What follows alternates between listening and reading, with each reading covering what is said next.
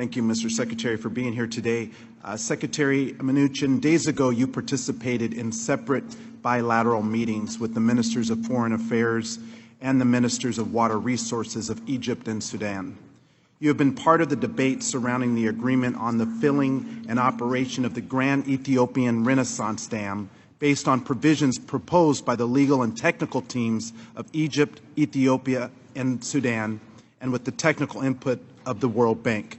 It's my understanding that the administration contends that we have a balanced approach on this issue, taking into account the interest of the three countries at the core of the conversation.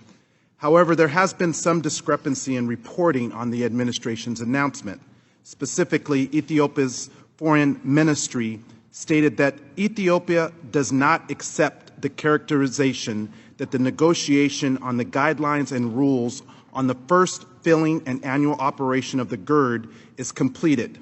You know, Mr. Secretary, this is sensitive conversation and a critical negotiation that can impact the overall safety and security of the region. So my question is, what are you and the administration doing to counter the narrative that not all parties are happy in this agreement and to ensure that all parties are heard in the critical GERD debate?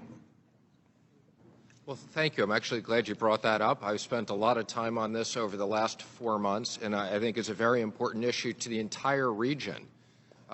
The dam can be a very important resource to the region, creating electricity for many people that don't have electricity. But it is obviously also grave concern. There's safety concerns here. There's water concerns.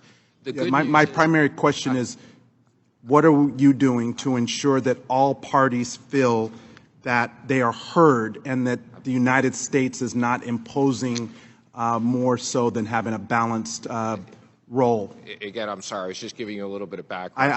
I'm fully apprised of the project. For 8 years, they've been arguing about this and made no progress. Mm-hmm. We made enormous. So what are we doing, I'm sorry, sir, to make sure that people feel that this is a balanced approach? We've had over 10 meetings of all three teams here. Again, we've been trying to bring the parties together. They've made enormous progress. We were incredibly disappointed that Ethiopia didn't show up at for the last meeting.